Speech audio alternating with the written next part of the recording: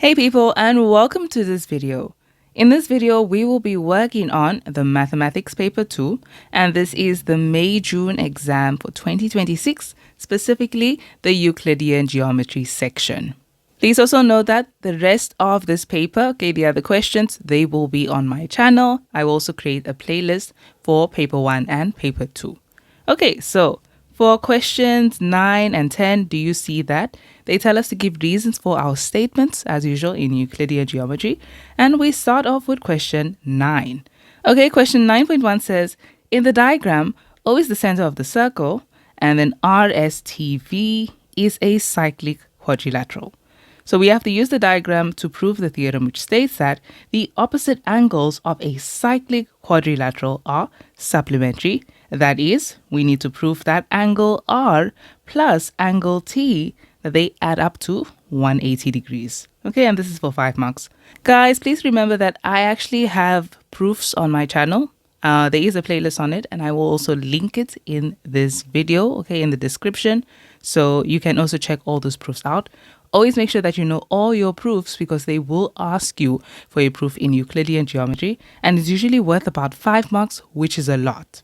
Okay, so let's get proving. So with this proof, we're trying to prove that this angle plus this angle will add up to 180 degrees. And so how we do this is like this. We are going to construct radii. So we're going to go from O to S and then from O to V. And I'm just going to make sure that those are construction lines. Okay, and I'm going to go ahead and call this angle O1 and that is angle O2. Okay, so to prove this, what we're going to do is use a theorem we already know about. But first, let's go ahead and also just write down the construction that we have made. Okay, so we have that. So to prove this theorem, what we're going to do is we're going to use this theorem we know about the angle at the center and the angle at the circumference as long as they're supported by the same chord or arc. Okay, so just like that, you can see that angle O1, it is subtended by this arc SV. Okay, and then we also have another angle at the circumference subtended by this same arc. And that is angle R. As you can see, that is what subtends that arc. Okay, so it's always going to be you have the arc and then it's the angle right opposite that arc. And so what we know about this is that angle O1 is going to be twice the size of angle R. And we're going to put that down. Tell them that angle O1 is equal to 2 times angle R. Okay, and then put our reason down. Angle at the center is equal to twice the angle at the circumference. Okay, and then we have that down. Now, do you also see that if you look at this angle, angle O2, it is subtended by the arc SV, okay? But this is a different arc. So this was the smaller arc or the minor arc SV, and then that's the major arc SV. So that major arc SV subtends angle O2 at the center, but then it also subtends another angle, but at the circumference. And you can see that that is angle T, okay? So it's right opposite that major arc. So we're also going to put that down. Tell them that angle O2 is equal to twice or 2 times the size of angle T at the circumference.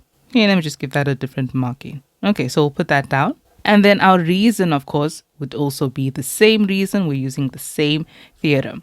Okay, now that we have that down, look at what we are trying to do. We're trying to prove that angle R plus angle T give us 180 degrees. Okay, this includes angle R, this includes angle T.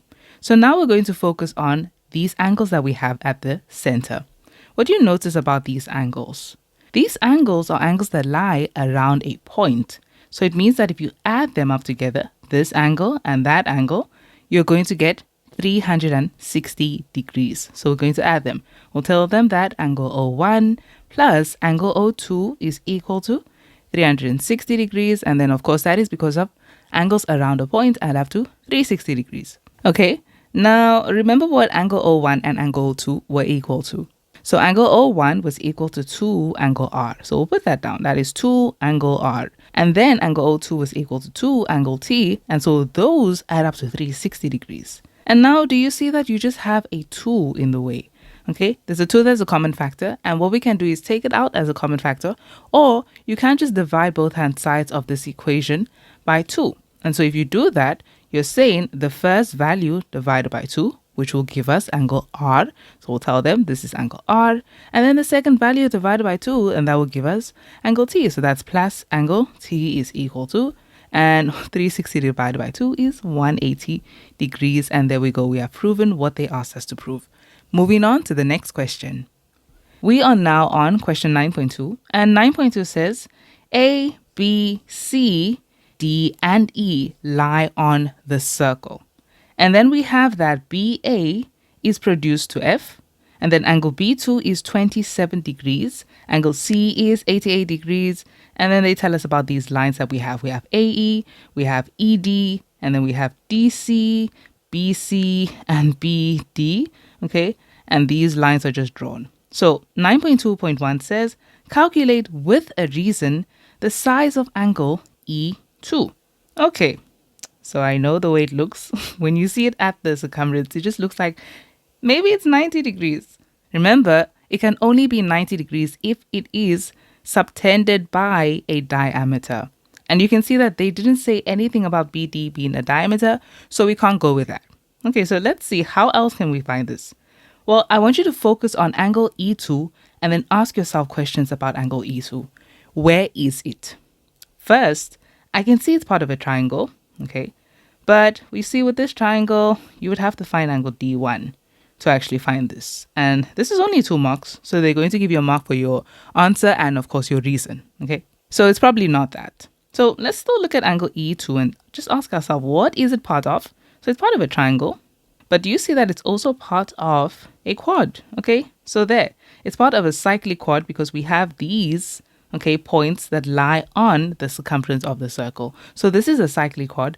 And so that means that angle E2 plus 88 degrees would add up to 180 degrees. Okay, do you see the pattern? This is something they usually do. When they ask you for a proof, the next question, the first question, would usually relate to the theorem you were proving. Okay, so it means that to find angle E2, you would have said angle E2 plus 88 degrees gives me 180 degrees. Therefore, to find angle E2, you just say 180 degrees minus the 88 degrees. And so that's what I'm going to put down. I'll tell them to find angle E2. I say 180 degrees minus 88 degrees, and then put down our reason, okay? The sum of opposite angles in a cyclic quad add up to 180 degrees. Okay, and then find the value of angle E2, which would be 90 minus 8, which is 92. And that is our answer. Moving on to the next question. Okay, now looking at the next question, another thing that I would always say you should do is put down whatever you found. Okay, so we found that this was 92 degrees. We're going to put that down just in case it helps us with the next question. It usually will, okay? So 9.2.2 says, if it is given that ED is equal to DC, write down with a reason the size of angle B3. Okay, so let's go to angle B3, and they want us to find this angle if ED equals DC. So if ED is equal to DC. Okay, so another thing that you should also just note when looking for these, remember, you never just look at the angle and say, okay, I need to find that, and then you just start finding random angles. Still focus on this. Yes, they did say that these two are equal, meaning this is somehow going to help you to find this. So let's just see how that would work. Where is angle B3? It is part of a triangle. You can see that, yes. But then we would need angle D2 so we can find it. And we don't have that right now, okay? And this is for 2 marks, so it's still the same logic with the way the previous question worked, okay? So 2 marks, that was also 2 marks. So we need to actually just find the answer once. So what else do we know about angle B3? Part of cyclic quad, but that doesn't really help us. We don't have this angle. Now, let's just try to use the fact that they gave us that this is equal to this. We clearly can't use this in any triangle here. There's no triangle that we have with these 2 lines, okay? But do you see how angle B3, right, lies right opposite this side, which they told us is also equal to this side? So it means that these are equal chords. You have the same length, okay? That chord and that chord is equal. And so in a circle, it means that they would subtend equal angles, okay? Equal chords subtend equal angles at the circumference. And so you can see that that means that angle B3 is actually equal to 27 degrees. Okay, and there we go. So that is 27 degrees. We'll tell them and give them our reason. Angle B3 is equal to 27 degrees because equal chords subtend equal angles at the circumference. Okay, remember that it's a corollary of this theorem. So remember how we have the bow tie theorem? So the idea with the bow tie theorem is that these angles at the circumference, they are subtended by the same chord. Okay, same chord meaning these chords, or this chord, it has the same length. If you look at it as part of this triangle, this side is exactly the same length as this triangle's side. Okay, that side there. And so with that, you can also just see that, okay, if chords have the exact same length, then that means they would also subtend the exact same angle, or really the same size of that angle. Okay, so that is really just how that works. Okay, so that is our answer there. Moving on to the next question. The next question, 9.2.3, says, calculate with reasons the size of angle A2. So let's look at angle A2 and let's see. So angle A2, look at where it is. Okay, it's already in a very interesting spot. Angle A2 is over here. Do you see how it's formed by extending a line? So this line BA was extended, and then you have angle A2. So it's probably an angle that is an exterior angle of a cyclic chord. Let's try to form that cyclic chord. So if we form a chord, we have 4 sides. And so this would be our chord. Okay, so that would mean that angle A2 can be found if you knew the size of angle D1. So that would be that. You can also see this as we also have angle A2, right? And it's also the exterior angle of this little triangle.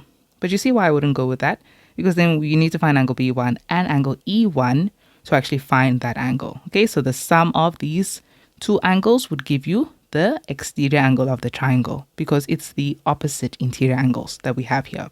Okay, but I would not go with that because, you have to find 2 other angles. So how do we find angle D1?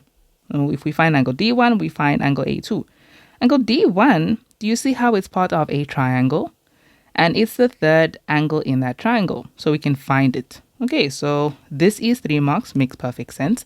And so let's find angle D1 first. We'll say angle D1 is equal to, and we're going to take 180 degrees minus, because the sum of angles in a triangle, they add up to 180 degrees. So if you take 180 degrees minus the 92 degrees minus the 27 degrees, it will give you angle D1. So let's go ahead and do that. Okay, so we'll put down our reason. This is because of the sum of angles in a triangle.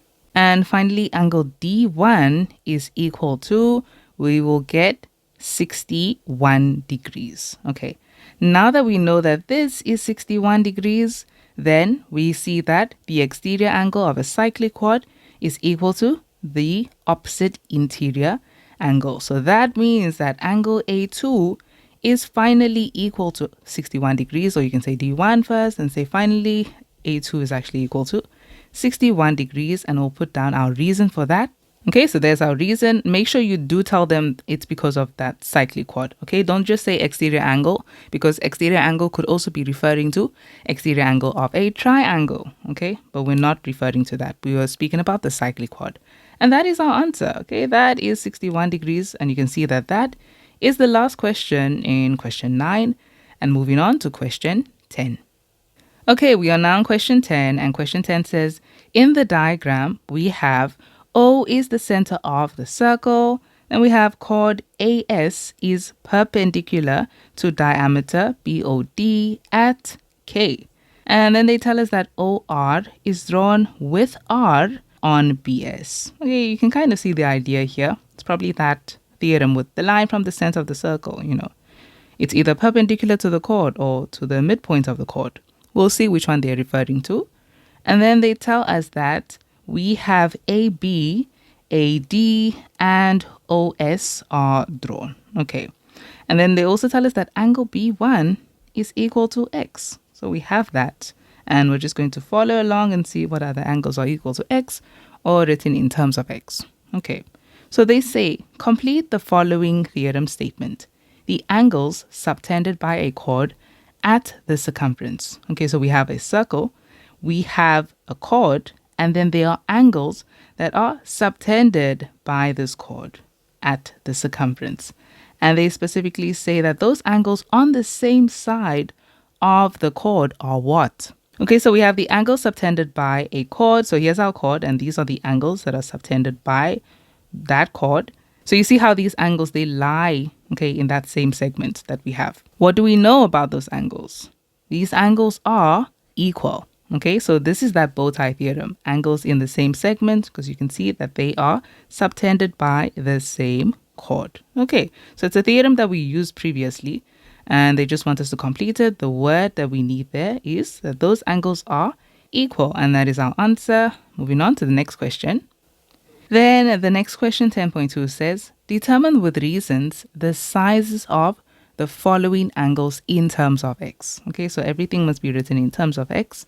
We have angle D. Okay, so angle D is way over here. Let's look at this angle and see how can we write this in terms of x. So it has something to do with x. So the minute I can see, okay, it has something to do with x, and it's this angle over here, I'm going to just see what is this angle part of. Well, it's part of a triangle. This triangle over here. And we need to find this. We already have x. We would just need to find this angle. Do you see how that angle is subtended by BD? And you know that BD is a diameter. Okay, BOD is a diameter. So we know that the angle subtended by a diameter, that is going to be equal to 90 degrees. So that is also known as the angle in a semicircle. So we have that. So we can actually just find this angle D. Okay, so you can see that the first thing we need to do is actually tell them that we can find this angle. So that angle at the circumference, I'm just going to call it BAD. So angle BAD, so let's go. We'll say angle BAD is equal to 90 degrees. And the reason it's equal to 90 degrees is because we have an angle in a semicircle. Okay, and so therefore we can actually find angle D. So this is, we have angles in a triangle. So we'll say 180 degrees to find angle D. 180 degrees minus the 90 minus the angle B1 or X, okay? So angle D is found by saying 180 degrees minus 90 degrees minus X. And this is because of the sum of angles in a triangle. So finally, angle D is equal to 180 minus 90 is 90 degrees and then minus X. And there we go. That is our answer. Moving on to the next question, but also make sure to put that down because it might help you. So this is 90 degrees minus x, and that is our answer. Okay, moving on to the next question. Okay, in the next question, we need to find angle B2. So let's look for angle B2 and then just see what is it part of, where is it, how can we find it because of all of that. Angle B2, I can see that is part of some triangles. Okay, it's part of this bigger triangle, which we know this is 90 degrees. I don't know what this is. Okay, so yeah, if we find this angle, then we can actually find it. And I can see here that they again using the bow tie theorem. So you can see the theme of this question is probably that bow tie theorem. Do you see this line AS? Okay, this chord AS, AB, I mean, right? AB. Do you see how it subtends that angle at the circumference? But it also subtends this angle at the circumference. So that means we can actually find this angle. Okay, so those two would be equal. We can tell them that these two angles are equal because of angles in the same segment. Then if you find that, you can just use this triangle to find angle B2. So that's what we can do there. Okay, so that one was straightforward. We can tell them that angle ASB, let's find that first. Angle ASB is equal to, and that is equal to this angle, angle D, which is 90 degrees minus x. I'll just start by saying angle D first. And then this is because we have angles in the same segment. And that is ASB, this is equal to, that is 90 degrees minus x that we had there. And now that we have this as 90 degrees minus x, okay, then we can finally find angle B2. Okay, so angle B2 is part of this triangle. So you know that the sum of angles in a triangle, they add up to 180 degrees. And so to find angle B2, we say angle B2 is equal to 180 degrees minus the 90 degrees that we already had, okay, over there at angle K3, and then minus the 90 degrees minus x. Okay, so minus, you see, you're saying minus something with two terms. So it's 90 degrees minus x, and of course you can FOIL in. So this is because of the sum of angles in a triangle. And then angle B2 is equal to, say 180 degrees minus 90 degrees, then that multiplies in minus 90 degrees. That ends up giving you a plus x. And then finally, we can say angle B2 is simply equal to, that's going to give us, okay, that's all going to cancel because, minus 90 is 90, minus 90 is 0, and then that is just an x. Okay, and there we go. Angle B2 is simply equal to x, and we can just put that down. Okay, so that is our answer there. It was for 3 marks, so yeah, it makes sense. It's a 2-step process. You have to find 2 things, so one thing and then the final angle. Moving on to the next question. The next question, 10.2.3, we need to find the size of angle S1. Okay, so angle S1, that is this angle that is over here. Okay, how do we find that? You see how they've narrowed it down to this little angle. So we can simply just use the triangle it is part of. So to find angle S1, you need to find, because we already have angle K3, at 90 degrees. And then you just need to find angle O3. So now let's look at O3. Where is angle O3? It lies at the center. So focus on using theorems that deal with angles at the center. We know that the angle at the center, okay, as long as it is subtended by the same chord or arc, in this case, do you see that angle O3 is subtended by DS? Now, do you see another angle at the circumference that is also subtended by DS? Yes, okay. If you extend this, do you see that angle B2 is also subtended by this arc DS? So we know that this is going to be twice the size of this angle B2. So that means if this is x, this is double it. This is 2x. Okay, so we can just find angle O3 first, and we'll find angle S1. Okay, so let's go. We'll tell them that angle O3 is found by saying this is twice the size of angle, that was angle B2, right? Angle B2. And then we'll give them their reason. Okay, I already had that reason down. I'm just going to take it from here. Okay, it was here in the proof, so I'll just take that from here and put it over here. Okay, so that's our reason. And then finally, I'm just going to conclude angle O3 is therefore equal to 2x. So we have that now. And now that we have angle O3, we can finally find angle S1. So angle S1, we will just take the sum of angles in a triangle. Okay, so we'll tell them that to find angle S1, we simply say angle S1 is equal to 180 degrees and then minus that 90 degree angle minus the 2x, and that is because of the sum of angles in a triangle. Finally, angle S1 is equal to, that is going to give us 90 degrees, then minus 2x. And that is our answer. Okay, moving on to the next question. Before that, let me put this down. Okay, so I'm just going to fill that in here. Okay, so this one was the 90 degrees minus x. But then remember that S1, that, okay, is the 90 degrees minus 2x. So just keep that in mind. Okay, moving on to the next question. Okay, so with this question, we have 10.3. It says, it is further given that BR is equal to RS. We need to now prove that OKSR is a cyclic quadrilateral. Okay, so before even putting anything down, remember, this is a quick revision of how to prove a cyclic quadrilateral. Okay, how to prove that a shape is actually a cyclic quad. There are 3 theorems that we can use for this. Okay, I'll just put down our circles and we can talk about those. Okay, so the first theorem you can use is if you have this quad, okay, to prove that this is a cyclic quad, even if you don't see a circle, okay, because, if there's a circle already and these points lie on the circumference, then, it is a cyclic quad. We saw that with the previous questions. Okay, so let me rather just say we have a hypothetical circle. We could just prove that the shape here is actually a cyclic quad, okay, where we have maybe A, B, C, and D. Okay, so to prove that this is a cyclic quad, if you find out that this angle over here is actually equal to the opposite interior angle, then this shape is a cyclic quad. Okay, since the theorem states that the exterior angle of a cyclic quad, so this is a property of cyclic quads. So if this property is found, it means that this is indeed a cyclic quad. So that is the first way we can look at. Let's look at the second way. The second way that we can prove a shape is a cyclic quad is if you see these opposite angles, okay, angle A and angle D. if they add up to 180 degrees, then this shape is a cyclic quad. Okay, so you don't have to have these two, you don't have to say, oh, these two add up, because if these two add up to 180 degrees, then of course these two add up to 180 degrees. Okay, the angles in a quad would still add up to 360 degrees. So of course they would still add up.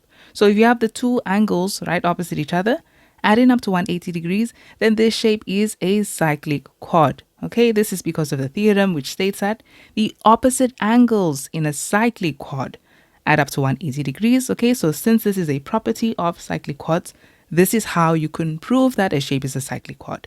Moving on to the third way. The third way to prove that a shape is a cyclic quad is if you see these lines going across. Okay, so if you have a line at A, D, okay, and then B, C, and then you notice that the angles in the same segment are equal. If those angles are equal, then this is a cyclic quad. And so that would be the third way.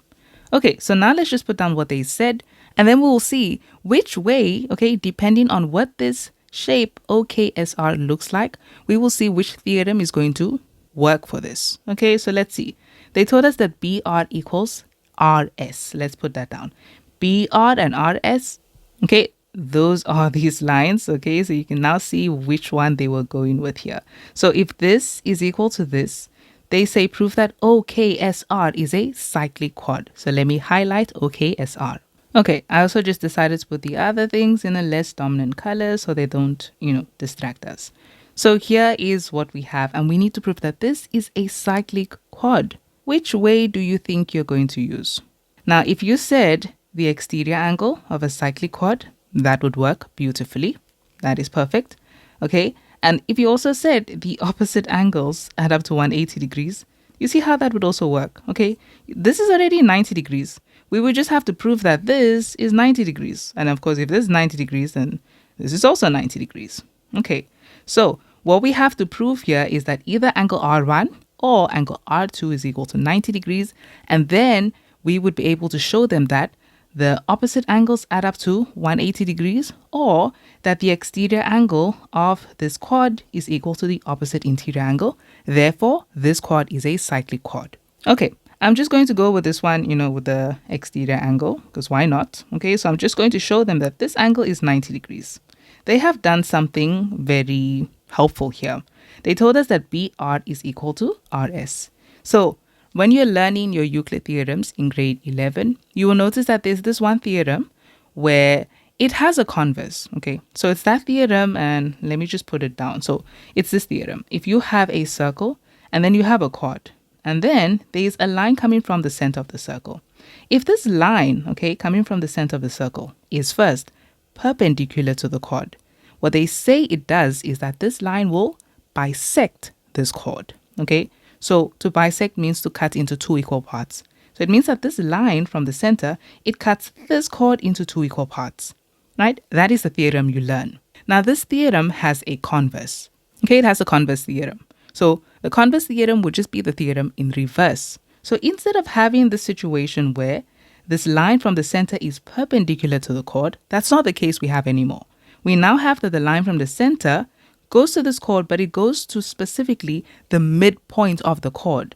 And so what this means is that we already have these two sides being equal, okay, from here to here, then from here to here. So this line goes from the center to the midpoint of the chord. And so your conclusion here would be the line from the center to the midpoint of the chord, that it is perpendicular to the chord. So can you see that the theorem they're using here is not that original theorem? It's that theorem's converse. Okay, so the original theorem would look like this. Okay, that would already be perpendicular to this. What you would have to conclude is that, okay, these two are now equal. But the converse, these two are already equal. Then you have to conclude that this line is now perpendicular to the chord. So this is the converse theorem they are using. Okay, so all I'm going to do here is tell them that I know that OR is perpendicular to BS, okay? And so therefore, it means that angle R1 is 90 degrees. I'll put that down. Okay, so I'm just going to tell them that OR is perpendicular to line BS. And the reason I'm giving is because of the converse of that first theorem. But instead, here is what that theorem is going to be. And let me just put that down quick. So with the original theorem, we simply say the line from the center of the circle perpendicular to the chord. Okay, that bisects the chord. Okay, which you can just write like this. The line from the center of the circle perpendicular to the chord. And then they would understand that this is the original theorem. But then if you're writing the converse, you could say converse theorem of, and then write that. Or you can actually just write it out. This is the line from the center of the circle to the midpoint of the chord. That line is now perpendicular to the chord. Okay, so which you can just say the line from the center of the circle to the midpoint of the chord. And then they would know that this is the converse theorem you are referring to. Okay, so that's what we have. And so I'm concluding that that angle that we're looking for, angle R1, is now 90 degrees. So therefore, angle R1 is equal to 90 degrees. And now that we have that, we can show them that we can see that in this quad, you have an exterior angle, which is 90 degrees, and this opposite interior angle, which is also 90 degrees, because they are equal. Now we know that that is indeed a cyclic quad. Okay, so I'm just concluding that I can say that angle R1 is equal to angle K3 because they're both equal to 90 degrees. And so therefore, this concludes that OKSR is a cyclic quad. And this is because of the converse theorem. Remember, it's the theorem that we used here. Okay, this theorem with the exterior angle. Okay, but we have to say the converse of it because you're not saying it's a cyclic quad. You're saying it is a cyclic quad because those angles are equal. Okay? Okay, so because of the converse theorem of the exterior angle of a cyclic quad. And that is our answer. We have proven it and given them, of course, their reason. And that is it for question 10. Moving on to question 11. We are now on question 11. And question 11 says, in the diagram, we have FA is a common tangent to circle ABC, so the bigger circle, and circle ADE, the smaller circle. And then they say chords AB and AC of the larger circle cut the smaller circle at D and E respectively, and we know that BC is also drawn. Another tangent is drawn from C to intersect FA, so from here to intersect this FA, okay, produced at G. And then lastly, they tell us that DE intersects tangent GC at H. Okay, so 11.1 says, prove that triangle ADE is similar to triangle ABC. Do you see that they've actually helped us a lot here? You have to prove that this is similar to this. But they gave us something. They gave us a tangent. So this is a tangent, okay? FA is a tangent, and of course, FAG is also a tangent. So this can actually help us because we know that the angle between a tangent and a chord in a circle, okay, is going to be equal to the angle subtended by that same chord, okay? So the same chord EA, okay, look at that angle, that's angle D1. This angle is going to be equal to this angle in that smaller circle. And we can also use this tangent here, with the bigger circle. Angle between a tangent and a chord is going to be equal to the angle subtended by that same chord. So you can see how this angle is now equal to this angle, okay? And we'll have the same situation going on over there. Okay, so let's introduce our triangles. We'll tell them in triangle ADE and triangle ABC, we have the following. So we can start with the fact that we have a common angle, okay, a shared angle. So we have that big triangle. Let me just draw it out. Okay, so we have these. And do you see that both triangles have this angle, angle A2? So we can start there and tell them that angle A2 in triangle ADE is equal to angle A2 in triangle ABC. And this is because we have a shared angle. And then let's move to those tangents. So angle F1, okay, because of the tan chord theorem, is going to be equal to angle E1 in the blue triangle, the small triangle. So we'll tell them angle F1 is equal to angle E1, okay, and this is because of the tan chord theorem. We're going to use this theorem multiple times. Okay, and then we also have that angle A1 is also equal to, so if you look at it like that, it is also equal to angle C1, okay, also because of the tan chord theorem. So we can tell them that angle F1 is also equal to angle C1, that was C1, okay, because of the tan chord theorem. And so do you see how angle F1 is equal to angle E1 and angle C1? That would conclude that angle E1 is actually equal to angle C1. So these two are equal. Okay, so we can actually just mark them out. We can see that this is equal to this. Okay, and it's also equal to that. So those two are now equal. Now we can look at this side of the tangent. So the angle between the tangent and this chord, so this is equal to this. And it's also, of course, this angle is also equal to that angle. Okay, so we have that there. But we'll start with angle A3 is equal to angle D1. We'll tell them that angle A3 is equal to angle D1. And that's because of the tan chord theorem again. And then you can also see that angle A3 is also going to be equal to angle B. Okay, so angle A3 is also equal to angle B. And that is because, again, of the tan chord theorem. So because A3 is equal to both angle D1 and angle B, that concludes that angle D1 is actually equal to angle B. And so you have three angles in this triangle that are all equal. Therefore, we can finally conclude that triangle ADE is indeed similar to triangle ABC. And that's because we have three equal angles. Okay, angle, angle, angle. And that's our answer there. Okay, so we have all the markings as well. And moving on to the next question. Question 11.2 says, it is further given that AD is to AB, okay, is equal to 1:3. And AE is 4 centimeters. Calculate the length of EC. Okay, let's put that down. AD is to AB is 1:3. So AD is to AB is 1:3. Meaning when we look at this, okay, that this line, okay, whatever length it is, it's going to get one part of it. So I'll just call it 1A, or you just say A, okay? And then AB, whatever that is, it gets 3 parts of it. So that's going to be 3A. And with this info, they also tell us that AE is 4 centimeters. So I know that this is also 4 centimeters. And they want us to find the length of EC. Okay, so you can see that this is clearly the proportionality theorem that we are using. But remember, okay, the proportionality theorem specifically goes when you have this line being parallel to this line. Currently, there's no indication that they are parallel, so we'd first have to prove or conclude that these lines are parallel. Okay, so we can do that. Let me just give that a different marking so we know that it's completely different to this angle. I'm not saying those angles are equal. This and this is not equal. Okay, so how would we prove to them that these two lines are parallel? Well, do you see how this angle is equal to this angle? That creates corresponding angles, okay, on these lines that we have. So if the corresponding angles are equal, that means that the lines are actually parallel. And that's it. So just tell them that. I'll use angle C1 and angle E1. I'll tell them because they're equal, those lines are parallel. So we'll tell them BC is now parallel to DE. Okay, so line BC is parallel to DE. And that is because we have equal corresponding angles. Okay, if you like, you can actually just emphasize that that was angle C1 that was equal to angle E1. Okay, so there we go. Now that they are parallel and we can actually give them that parallel symbol, we say this is parallel to this.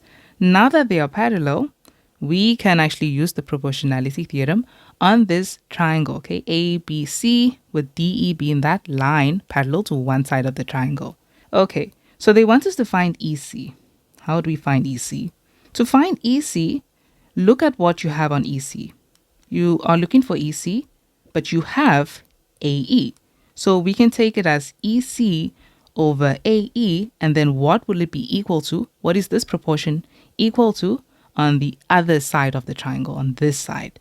Do you see that if you take EC, you have to take this with BD. So we'll say this is BD over, and then that goes with this, okay? So that is AD. So we'll tell them that is over AD. Because we have these proportions, we know that this one will get 2A, okay? So 2 parts.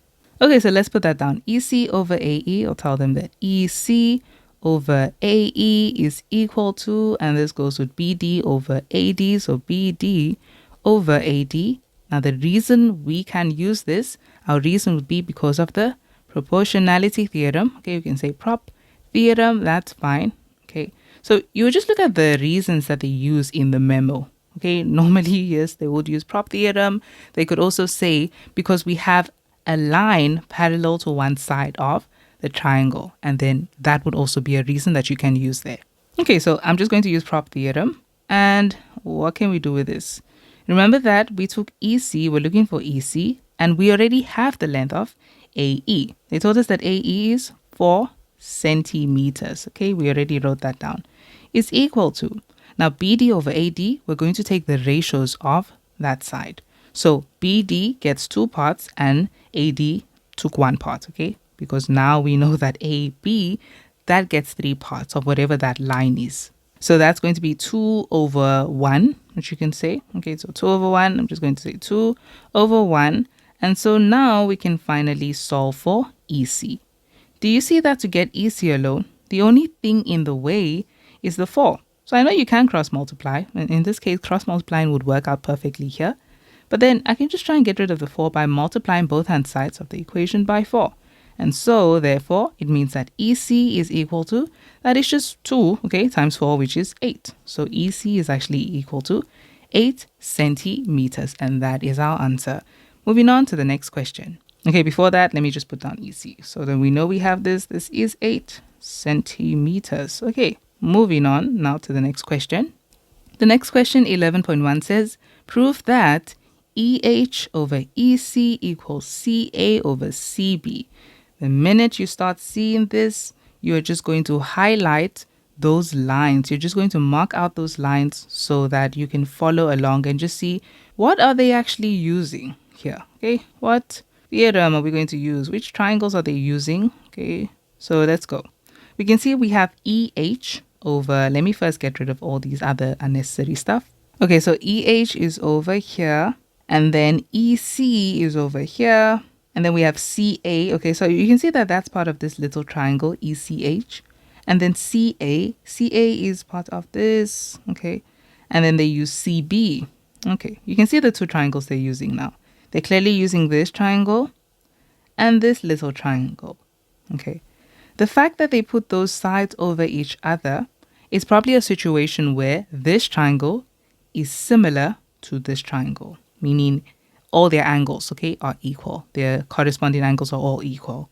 Okay, so seeing how they're using the same side, okay, so you see they're using this bottom part of the triangle. They're also using this part of this triangle, and then this side, and then this side. So we need to prove that these 2 triangles are similar. Let's find out why exactly are they similar. If we can find that angles in this triangle also equal to angles in this triangle, then they would be similar. So let me see. If we have, okay, we can already see vertically opposite angles here. So angle E1 and angle E3 are definitely equal. We can tell them that, okay, these 2 are equal. Let me just put it in this color so long. And then what else would be equal in these 2 triangles? Okay, so looking at this, do you also remember that they actually gave us something else in this triangle? Because if you try to find the other ones, like, let's say H1, okay, it's like, where do we go from here? From H1. So let's actually just look at this. Okay, they told us that there was another tangent we had, this tangent GC. Okay, tangent GC at H. If this is a tangent, then we know that the angle between a tangent and a chord, okay, that is going to be equal to the angle subtended by that same chord. So that would be the angle that AC subtends. And so that means that these 2 angles are equal. Angle C2 is equal to angle B. Now, what that means, because you have this angle being equal to this angle, and then you have this angle being equal to this angle, it means you have 2 angles in this little triangle that is equal to the angles in the bigger triangle. Therefore, by default, their third angle will be equal, okay? Because the sum of angles in a triangle must still add up to 180 degrees. And so that means now that angle H1 would therefore be equal to angle A2. Okay, so yeah, we can actually prove that these 2 are similar. Okay, so I'm going to go ahead and prove that. So let's just go ahead and I guess we can introduce the triangles. That's fine. I'll tell them that in those 2 triangles, in triangle, but we need to name it properly. So we are going from, and we're going from, let's say we call this one ABC, because that's what they called it here. And I want to stick with that naming. So if I go from A to B to C, please see this as, this is from A, the blank angle, you know, the one where I didn't really put a marking on it, to the one marked in red and then to the one marked in purple. So now I don't really have to use this yellow markings. What I can just do is actually use the correct markings here. So I know that these two are equal, so I'm going to put that in red as well. And then I know that these two are equal. So to name these triangles, I'm going to say this is A to B to C, okay, from the blank to the red to the purple. And so here with this one, I'm going to call that from the blank to the red to the purple. And so that will be HCE. Okay, so let's put that down. Okay, so triangle HCE, and let's go. We're telling them that angle C2 is equal to angle B in that bigger triangle. So angle B equals angle C2. And that is because of the tan chord theorem. I'll just take the reason from here. Okay, and then what else is equal? These two were vertically opposite. So angle E1 and angle E3 are equal, we'll tell them. Okay, so angle E1 is equal to angle E3 because these are vertically opposite angles. Okay, now because they are equal, remember that this is part of this little triangle, but we already know that this pink, okay, is also equal to this. So now we know that these two angles are equal. Okay, so angle E3 is therefore equal to angle C1 in the bigger triangle. So I'll tell them that angle C1 is now, so we'll say therefore this means that angle C1 is equal to angle E3 in that triangle we're trying to work with. And then lastly, the third angle that would be equal in these two triangles, that would be angle H1. Okay, so now this angle, angle H1, is now equal to this angle, angle A2, because you had two other angles in those triangles being equal. This was equal to this, and that was equal to that. Therefore, by default, their third angle must be equal, since the angles in a triangle must add up to 180 degrees. Okay, so we can tell them A2 and H1 are equal. So therefore, angle A2 is equal to angle H1, and you can say third angle in a triangle, or we can also just say this is because of the sum of angles in a triangle. Okay, so because of that, these are similar. So I'll say triangle ABC is therefore similar to triangle HCE. Okay, and this is because we have 3 equal angles in each triangle. Okay, so now that we have that, let's use the sides that they used. They specifically used EH and CE, okay, or EC. So I'm going to take those in these triangles. So if I'm taking EH, I'll go to where I see E and H. So there we are.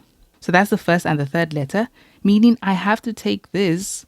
Okay, to make this easier to work with, since I took EH first, I'm going to turn these around. So I'm going to put the triangle ABC over there, just so that I can take it in that same order. Okay, so now we can finally just say this is EH or HE. I'll say EH over. Now I have to take it with the first and the third letter as well. So that is with the AC. But I can see they call that CA. So let's call it CA as well. So CA is equal to, and then they take EC. So that's C and the E. So EC, I have to take that with B and C. So this is equal to EC over, yeah, but they call their BC CB. So I'll also call it CB, just so that, you know, we can just follow along. And now that's what we have here. Okay. Now it doesn't look like theirs yet. Okay. But we do have the EH in the numerator, but then this is in the denominator. So there's just some cross multiplying we need to do. So we're going to try to make this look like that. So the EH should stay in the numerator, but then now there should be a EC in the denominator. So let's start by cross multiplying first. We'll say EH multiplied by CB. So we have EH times CB is equal to, and then cross multiply, that is going to be your CA times the EC. And now we know that we just want the EH to stay in the numerator and the CA to stay there. So we're going to divide both hand sides by what we want to come to the denominator. And that would be, we want the EC to come to the denominator and the CB to also come there. So we'll take, okay, divide both hand sides by EC, that's EC. And then you must also divide both hand sides by CB, so it goes to the denominator, so CB. And finally, this is what happens. Do you see that here? CB and CB would cancel, so they are gone. And here, you see that EC and EC would cancel. So finally, EH over EC is equal to CA over CB. And now it looks like this. Okay. Yeah, I forgot one more thing. Okay, so I use these proportions. The reason I was able to use those proportions is because these triangles are similar. So you can say because of the similar triangles. Okay. You can also emphasize, but I mean, it's already in the previous question, so we don't really need to do that. Okay, so that is our answer. Moving on to the next question. Okay, we are on the last question, and the last question says, prove that EC is equal to the square root. Okay, they already have square root, so something must have been squared. Okay, so EC is equal to, and then we have the square root of EH times CB times DB over 3 AD. Remember we had a ratio that had 3. Okay, that was this side AB. So it's either AB or of course AC, since, you know, those ratios would work hand in hand. Okay, if this ratio, okay, is 3, then because of the proportionality theorem, then that ratio would also be 3. Okay, so let's just see how they formed this. I see a square root, and if I try to like reverse this to get rid of that square root, you'd square both hand sides. And you see that what ended up happening is you had an EC squared. So there was an EC squared, and then that would break open. And then we have EH times CB times DB, and then over 3 times AD, of course, so 3AD. So this is what we have. And I'm expecting a EC squared and then all these. So just like the previous question, I'm going to highlight these, okay, the lines that they used, and I'm going to try to make sense of it just to see which theorem did they use. Did they use similarity? Did they use the proportionality theorem? And so on. Okay, so let me pin this to the screen and let's see what lines they used. Okay, so here's our diagram. Let's get rid of these ones just so that they don't distract us. And we have EC. EC was used twice though. We'll keep that in mind. So EC, yeah, I can see two ways that EC can be used twice. EC can be used twice if you use it in this triangle, and if you use it in the proportionality theorem using this. Okay, so let's say you just said AE, for example, over EC. Then you see, that's a way that we could have used EC. So EC was used twice. And then we have EH. So where's EH? EH is over here. It's part of this triangle. So definitely this little triangle is involved. Okay, that previous triangles that we proved were similar, that's involved here. And then we have CB. So CB is over here. And then after CB, we have DB. So DB, that is, yeah, this is already screaming proportionality theorem because they use this. And remember how I said they probably also used EC's proportion and maybe they used it with like EA. Okay, so yeah, definitely that. And then the last thing they use AD, right? So yeah, okay, AD. Okay, but because of the way this is structured and just because they used AD and there's DB, okay, in what we have to prove, I'm going to go with the proportionality theorem here. So I'm going to take AD over DB and put this and say that this is equal to AE over EC. Let's start with that. Okay, so we're saying, okay, I just decided to bring it down. So I'm taking AD over DB and saying that this is equal to AE over EC. Okay, and the only reason I can use that is because of the proportionality theorem. So I'm just going to tell them prop theorem. And now let's see what we can do with this. You see that when I do this, the only thing I did not involve is this AE. Okay, it doesn't really have anything to do with what we have to prove. But it's fine. I mean, it's only one line that does not include it. Now, let's also just remember that they used EC twice, clearly, because it's EC squared. So maybe they used EC, maybe they created an equation, okay? And then it's going to have EC at the subject. And then we can also use that these triangles were similar, because with the similar triangles, you see that EC is also one side of one of the triangles that was similar. So I'm going to have to take that as well. And then I think that's where they got the 3 from. Okay, so to do that, let's just go ahead and cross multiply here and let's keep AC. So we have AD times EC, or EC I mean. So let's go EC multiplied by AD when we cross multiply is equal to, and then we have the DB multiplied by the AE. Okay, and to get EC alone, you would have to get rid of the AD. So let's divide both hand sides of this equation by AD. So that's AD. And so finally, EC is equal to, and we have DB multiplied by AE over AD. This is what we have so far. Okay. So the other thing that I think they used is the triangles that was similar. So this bigger triangle is similar to this smaller triangle. But you can see that the sides they used there would be BC and EH. And then clearly they used the EC, and then they probably used this AB. So yeah. Okay, the triangles that were similar, it was these two triangles. I'm just going to take this just so that I can see what we are working with here. I usually use that the triangles are already similar like this instead of thinking it through using the diagram, because if it's named correctly, then you don't really have to, rely too much on the diagram. So what I want here is I want to see an EC. Okay, so I need to see an EC, and that's in this triangle, the smaller triangle. So that's the E and the C, the CE. Okay, so I'll say EC over. Now this would naturally be paired with the second and the third letter as well. So that would be over BC. And this is equal to, and let's see. So that's the EC with the EH. So I need to take the EH.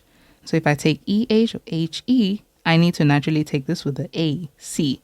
Okay, so EH over, and then I have to take that with AC. I'm sure they probably called it CA. Okay, but it's fine. AC, that's what we have. Okay, so now that we have that down, again, the reason I can tell them here is because we had similar triangles. If you like, you can emphasize. So I can just use this as an emphasis. I'll tell them it's because these specific triangles were similar. Okay, so this is what we have. Okay, and then remember the idea is I'm trying to get an EC here and an EC here, and then multiply them to get that EC squared. Since they all include, these sides that have been highlighted, of course, except for this AE. So we'll see. And so if you multiply across, we get EC multiplied by AC is equal to, and then we have BC multiplied by EH. Okay, and then make EC the subject. So we would need to divide both hand sides by AC. And so finally, EC would simply be equal to BC times EH over AC. So this is what we have so long. So we have one equation with EC and another equation with EC. You can call this equation 1 and call that equation 2. It's not really necessary. And then we're just going to multiply those equations. So equation 1 multiplied by equation 2. And so that is the EC multiplied by the EC. Okay, so we're going to say the left-hand side times the left-hand side, and then the right-hand side times the right-hand side. Let's try that. So that's DB multiplied by AE over, and then we have AD multiplied by, and we're going to multiply it by BC times EH over the AC. So that's the right-hand side times the right-hand side. And let's see what this simplifies to, and we'll compare it to our answer. Okay, so EC times EC gives us EC squared. There's our EC squared. And then we multiply here. So here, that's all just going to be together. I think at this point, it's good to just start comparing it. So I'm going to take this, okay? I'm going to take this and then just see all the things that we have, and let's compare them. Okay, so here's what we have to prove. Look at the EC. We have EC squared, that's EC squared, and then we have all of this. Let's just see, let's just, make a checklist on what is here. EH, okay, do we have EH? Yes, EH is here. Do we have CB? Okay, we have CB, but it's written as BC. Let's just call it the same thing. Okay, so CB, we have it. Okay, that is also there. DB, yes, we do have DB. And do we have AD? Yes. So the other things now that are here, we're going to have to make sense of that. What did they do to get AE and then the AC? And do you see how it's interesting how they're all in the correct places they're supposed to be? The AD is in the denominator. The EH, the CB, and the DB, they're also in the numerator.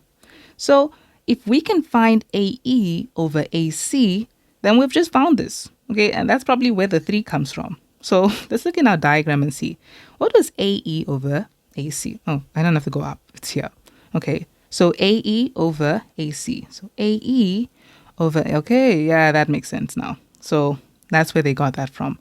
So we can say AE over AC, And we know what that ratio is. That ratio is 1 over 3. So here's what I'm going to do at this point. So once I compare them and I can see, oh, okay, they're matching perfectly, I'm going to say, but I know about this. I know that AE over AC, AE over AC, that this is equal to, remember the ratios it's equal to. So AE would go with the AD. AC would go with the AB. Okay, so I'm going to say that's equal to AD over AB. So AD over AB. And of course, this is because of the proportionality theorem. And finally, get AE over AC. So AE over AC, its ratio is 1 over 3. Okay, so that's the 1 over the 3. This is also 1 over 3 because of the proportionality theorem. So that's 1 over 3. And now this makes a lot of sense. Now I'm going to continue my equation. I guess I'll just say, therefore, okay, when we are simplifying this, EC squared is equal to, and what I'm going to do is the ones marked in yellow, I'm going to put them together. Let's try to put them in the same order. Okay, so they put the EH first, so I'll put that EH, okay, and then they have the CB, so times the CB, and then that's done, and then times the DB, and put that down, and then over, okay, and then we have AD, so AD.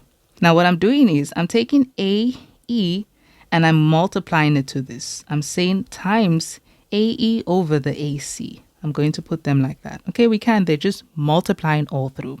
And so this would mean now we're going to replace AE over AC with what it is actually equal to. So EC squared is now equal to EH multiplied by CB multiplied by DB over AD. And now we know that this AE over AC is actually equal to 1 over 3. And then just simplify. So finally, EC squared is equal to EH times CB. You know that 1 times anything stays exactly the same. So that's DB. And then all over, and then AD times the denominator of 3. Denominators multiply to give us 3AD. And there we go. Okay, so now we still have to, of course, square root both hand sides, so it just looks just like theirs. Okay, so with theirs, they didn't, leave it like that. They finally said, we're going to square root the EC. So we square root both hand sides. So EC is equal to, finally, the square root of EH times CB times DB over 3AD. And that is our answer. Okay, so that is it for that question. Also, grade 12s and students who are rewriting, do you see how in Euclid, now this Euclid section, it wasn't as bad as, to be honest, 2024, for example. So it wasn't as bad, but then do you see how the Euclid section is really that section where you have to think about what's going on very deeply? So I wouldn't expect you to be able to think as well if you decided to start writing this paper starting from question 1 with statistics.